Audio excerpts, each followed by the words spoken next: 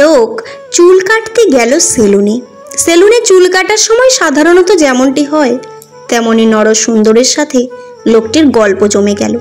এ গল্প থেকে সে গল্প, এমন করে স্রষ্টা আছেন কি নেই এমন আলোচনায় চলে গেল তারা। হঠাৎ করে নরসুন্দর বলে উঠল, আমি বিশ্বাস করি স্রষ্টা বলে কিছুই নেই। লোকটি তখন অবাক হয়ে জিজ্ঞাসা করল, তুমি এমনটি বললে কেন? নরসুন্দর, লোকটি বলল, তুমি অন্ধ নাকি? শুধু এখান থেকে রাস্তায় গিয়ে দেখো, দেখবে স্রষ্টা বলে কেউ নেই।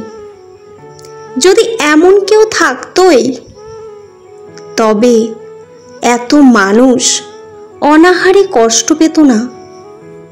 আমাকে বলো, স্রষ্টা বলে যদি আসলেই কেউ থাকতো তবে কি এত মানুষ অসুখে কষ্ট পেত? এমনকি দুধের শিশুরাও বাদ যায় না। যদি স্রষ্টা বলে আসলেই কেউ থাকতো তবে কেউ কষ্টে থাকতো না, কষ্ট পেত না। আমি বুঝি না, যদি কেউ স্রষ্টা বলে কেউ থাকতোই তবে নিজের সৃষ্টিকে এমন কষ্ট কেউ দিতে পারে কি করে? চুল কাটাতে আসা লোকটি একটু ভাবল এবং চুপ করে থাকল। সে কোনো যুক্তি তর্কে যেতেই চাইল না। চুল কাটা শেষ হলে লোকটি দোকানের বাহিরে আসলো।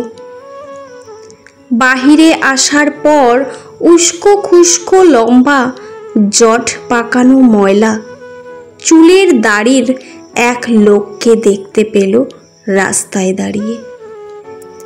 দোকানে ফিরে লোকটি নরসুন্দরকে বলল, তুমি জানো কি এ এলাকায় কোনো নরসুন্দর নেই? নরসুন্দর অবাক হয়ে গেল। কি সব বাজে বকছ? এ এলাকায় নরসুন্দর থাকবে না কেন? এই মাত্রই তো আমি তোমার চুল কেটে দিয়েছি।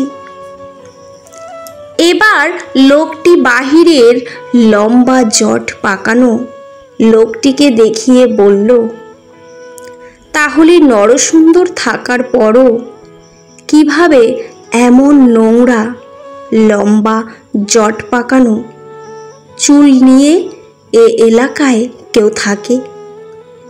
নরসুন্দর লোকটি জবাব দিল, তাকে তো আমার কাছে আসতে হবে চুল কাটতে, তাই না? কারো মনের এত গভীরে প্রকাশ করো না, যেখান থেকে সে বের করে দিলে তুমি আশ্রয়হীন হয়ে পড়বে।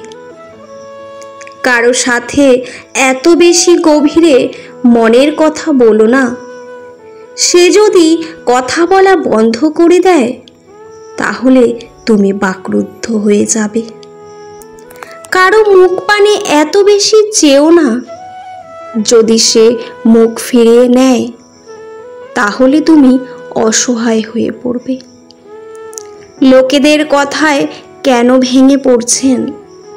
বাচ্চাদের মতো লোকেরা অনেক কিছুই বলে চলে যাবে।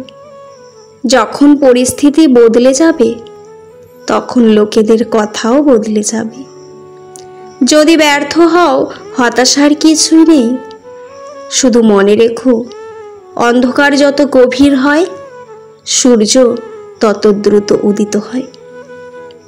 এক সময় মনে করতাম কাউকে ভুলে যাওয়া খুব কঠিন, কিন্তু আজ বাস্তবতার সামনে দাঁড়িয়ে আমি বলছি, ভুলে যাওয়া নয়, একজন মানুষকে চেনা বড্ড কঠিন। মানুষের চলার পথে অসংখ্য পাথর পড়বে, এতে তোমার চলার পথ যেন না থামে, বরং পাত্রগুলো কুড়িয়ে তৈরি করো সাফল্যের সিঁড়ি।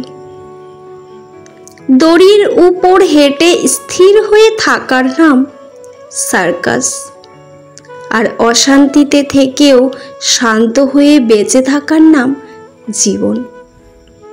সমাজ কখনো মূর্খদের দ্বারা নষ্ট হয় না, সমাজ তো নষ্ট হয় শিক্ষিতদের মূর্খ আচরণের দ্বারা।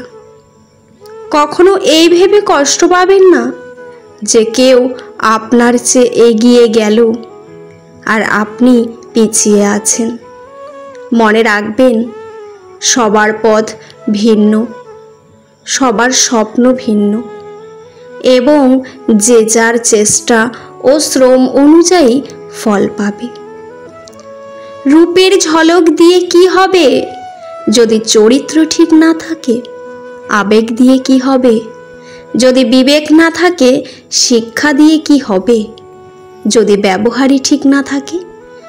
সম্মান হলো আয়নার মতো, তুমি অন্যকে যত বেশি সম্মান দেবে তার থেকে অনেক বেশি সম্মান তুমি পাবে, তাদের থেকে ফিরে পাবে। বদলে যায়নি, আগের মতোই আছি, তফাৎ শুধু ততটুকুই, আগে অন্ধ ছিলাম, এখন সব দেখতে পারি। এই পৃথিবীতে কেউ কারো নয়, তুমি কারোর সাথে মন খারাপের কথা ভাগ করছো তো দেখবে সেই মানুষটি একদিন তোমার মন খারাপের কারণ হয়ে দাঁড়িয়েছে। পাহাড়ের ওপর দাঁড়িয়ে আকাশকে যতটা কাছে মনে হয়, আকাশ ততটাও কাছে নয়। ঠিক তেমনি কোনো মানুষকে যতটা আপন বলে মনে হয়, আসলে সে ততটা আপন নয়।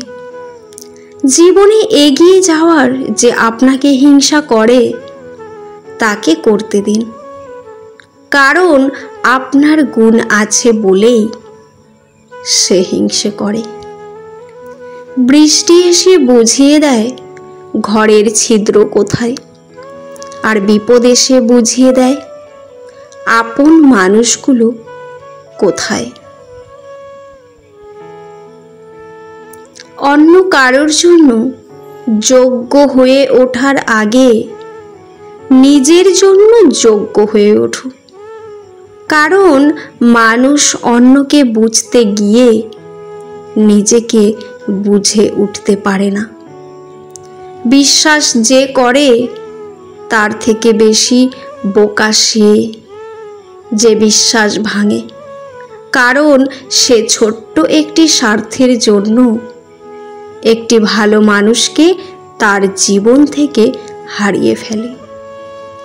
হিংসা মানুষকে অনেকটা নিচে নামিয়ে দেয়, এতটাই নিচে যখন মানুষের মধ্যে আর মনুষ্যত্ব জিনিসটা থাকে না। অসৎ লোক কাউকে সৎ মনে করে না, সে সবাইকে নিজের মতো ভাবে। এরকম লোকর থেকে দূরত্ব বজায় রাখাই ভালো। জীবনে এমন একজন বন্ধুর খুব প্রয়োজন, যার সাথে জীবনের সুখ দুঃখ হাসি কান্না ভালো মন্দ সব কিছুই শেয়ার করা যায়। কেউ তোমাকে খারাপ ভাবলে তুমি কিছু মনে করো না, কারণ একজন মানুষ কখনো সবার প্রিয় হতে পারে না। তুমি তোমার বিবেক দিয়ে নিজের পথে চলো, যে চেনার সে তোমাকে নিশ্চয়ই চিনবে, যে তোমাকে বুঝবে সে নিশ্চয়ই বুঝবে। প্রিয় মানুষগুলো যখন অভিমান করে কথা বলা বন্ধ করে দেয়, নিজেকে তখন বড্ড অসহায় মনে হয়। ভিডিওটি কেমন লাগলো অবশ্যই কমেন্টে জানাবেন। ভালো লাগলে চ্যানেলটি সাবস্ক্রাইব করে পাশে থাকবেন। পুরো ভিডিওটি দেখার জন্য আপনাদের অসংখ্য অসংখ্য ধন্যবাদ। ভিডিওর শেষে জয় শ্রীকৃষ্ণ লিখতে ভুলবেন না। ভালো থাকবেন।